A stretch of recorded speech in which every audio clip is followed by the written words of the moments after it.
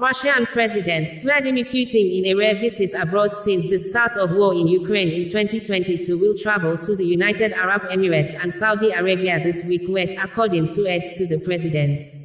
It was gathered that Putin planned to visit Abu Dhabi, UAE, this week over crude oil issues. Newsmax, an American independent news media, reported that the Russian President, Vladimir Putin, will visit the United Arab Emirates and Saudi Arabia this week, citing news report from Russian news outlet, SHOT, in its publication on Monday. The SHOT news media quoted Putin's Yuri Ushakov. The reported visit comes after the OPEC Plus group of oil producers, which includes all three countries, agreed last Thursday to voluntary output cuts totaling about 2.2 million barrels a day. According to Newsmax, markets reacted with skepticism to the deal because of doubts about whether the voluntary cuts would be fully implemented. Oil prices fell 2% last week after the announcement, and declined further on Monday. Brent crude was down nearly 0.6% at $70.45.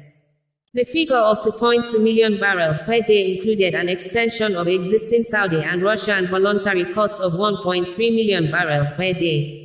SHOT was quoted to have reported that Ushakov said that Putin would go first to UAE and then to Saudi Arabia, where negotiations would take place mainly with Crown Prince Mohammed bin Salman. I hope that these will be very useful negotiations, which we consider extremely important, Ushakov said. Media reports indicated that Putin has rarely traveled abroad in recent years, and mostly to states of the former Soviet Union. His last trip beyond those countries was to China in October. Apart from cooperation in OPEC+, Putin is keen to cultivate the Gulf states as part of his drive to build global alliances with non-Western countries in order to demonstrate what he says is the failure of the United States and its allies to isolate Russia with sanctions over the war in Ukraine. Putin's scope to travel abroad was limited in March when the International Criminal Court (ICC) issued an arrest warrant against him for the deportation of Ukrainian children to Russia, a war crime. Russia denied the charge and called the move outrageous, but said it was legally void in any case because Russia is not a member of the ICC, neither Saudi Arabia nor the UAE is a member of the court either, so Putin can travel to both countries without fear of being arrested under the ICC warrant. Neither Saudi Arabia nor the UAE is a member of the court either, so Putin can travel to both countries without fear of being arrested under the ICC warrant, Newsmax reported. Meanwhile, President Vladimir Putin have accepted letters of credence from 21 foreign ambassadors to the Russian Federation at the Kremlin on December 4. A letter of credence is a formal request for a country to accept a diplomatic envoy. The ambassadors, Putin recognized on Monday, span from a wide range of non-Western countries including Mali, Pakistan, Algeria, and the Dominican Republic, but also Western ones including the UK, Sweden, and Australia.